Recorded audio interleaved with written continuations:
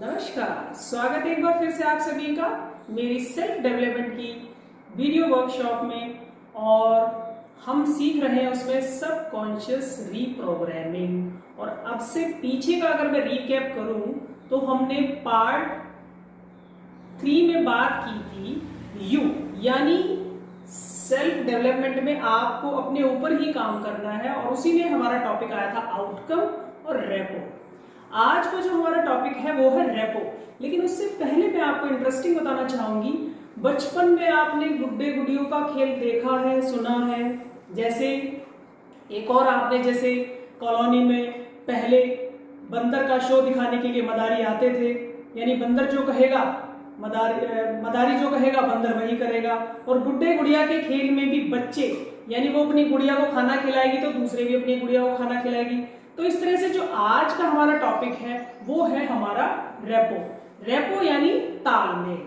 तालमेल को हम ऐसे समझेंगे यानी आपका एनवायरनमेंट ऑफ बिलीफ, आपका वे ऑफ कम्युनिकेशन आपकी लाइफ में कैसा है जिससे आप लोगों को ज्यादा अपनी तरफ अट्रैक्ट कर पाते हैं। फॉर एग्जाम्पल आपको पता है आपको और हमें वही लोग अच्छे लगते हैं जो हमारे जैसे होते हैं, जो हमारी तरह सोचते हैं, हमारी तरह एक्शन करते हैं। तो हम उन्हीं लोगों को ज्यादा लाइक करते हैं और वही लोग हमें लाइक करते हैं।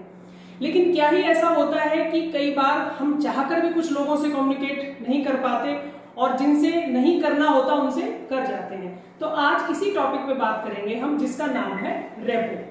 यहां मैं सबसे पहले रेपो का मीनिंग आपको समझाना चाहूंगी। एक एग्जांपल से हम समझेंगे। मान लीजिए एक लड़का और लड़की की शादी 1 महीने बाद होने वाली है।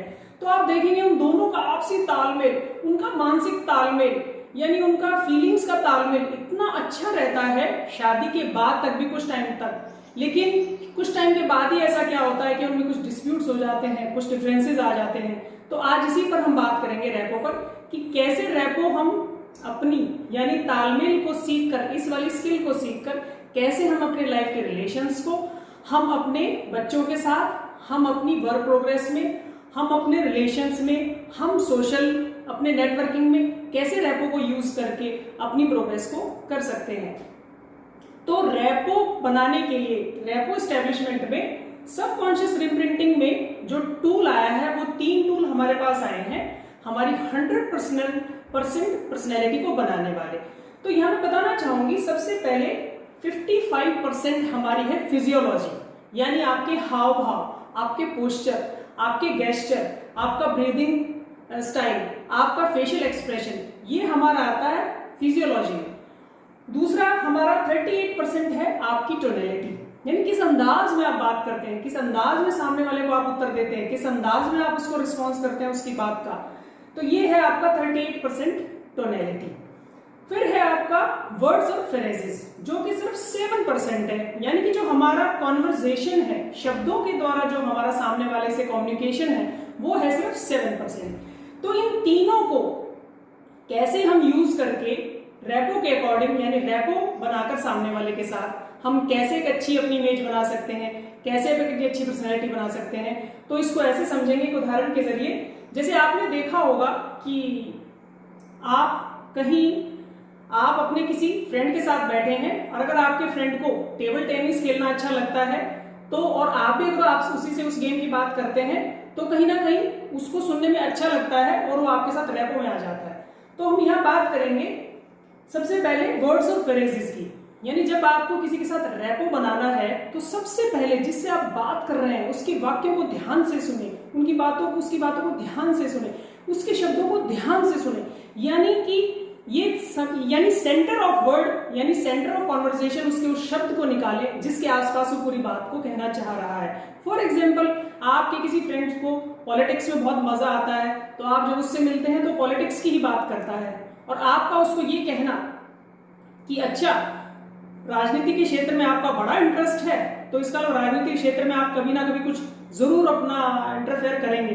तो इस तरह से वो चाहे अनचाहे आपके साथ रेपो में आ जाता है। इसी तरह से दूसरा पार्ट है आपका टोनैलिटी, यानी कि जब आप सामने वाले से किस शब्दों में कैसे बात कर रहे हैं। जैसे बच्चा दौड़ता हुआ माँ के पास आता है और माँ को कहता है कि माँ मुझे चिप्स का पैकेट ले दीजिए ना, या माँ मेरा ये काम कर दीजिए ना, तो माँ प्यार से उसको उत्तर देती है और प्यार से उसको कहती है तो ये है, यानी किस पॉज में बोला, किस टोनैलिटी में उन्होंने बात की। इसी तरह से जब आप डॉक्टर के पास जाते हैं और डॉक्टर से आप कहते हैं कि डॉक्टर साहब मुझे तो ये बीमारी बहुत लंबे समय से है, लेकिन डॉक्टर भी आपको प्यार से कहता है कि कुछ भी हो, बीमारी भले ही लंबे समय से हो लेकिन आपकी ठीक हो जाएगी।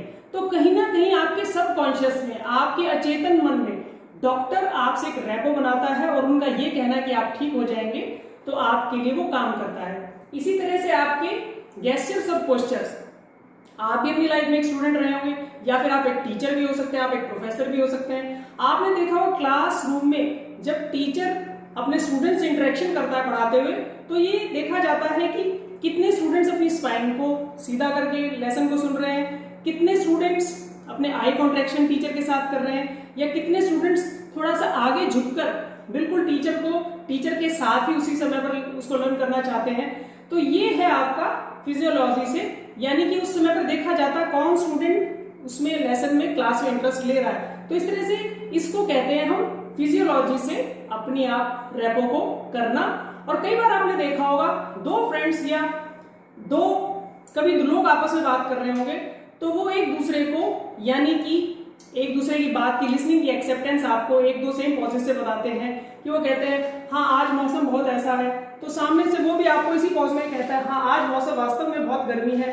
तो इस तरह से इसको कहते हैं हम मिररिंग एंड मैचिंग, यानी जब आप सामने वाले को वो जैसा है, जिस टोन में बात कर रहा है, जिस तरह के पोस्चर में है, जिस तरह के फेशियल एक्सप्रेशन में है, अगर आप उसको उसी वक्त ना करके कुछ टाइम के बाद उसको कॉपी करके बिल्कुल वैसी ही टोन में बोलना शुरू करें, तो इसका मतलब आप एक रेपो स्टैब्लिश कर रहे हैं। तो इस तरह से रेपो स्टैब्लिश करके हम अपने बच्चों को, हम अपने रिलेशंस को, हम अपने कलीग्स को या हम अपने बॉस के साथ एक अच्छी नेटवर्किंग करके हम सफलता हासिल कर सकते हैं, अपनी हार्मनी को भी पा सकते हैं। क्योंकि सेंटर ऑफ एक सेल्फ रेपो में भी हम रहते हैं कि हम अपने बारे में कैसा सोचते हैं, हम अपने बारे में कैसा फील करते हैं।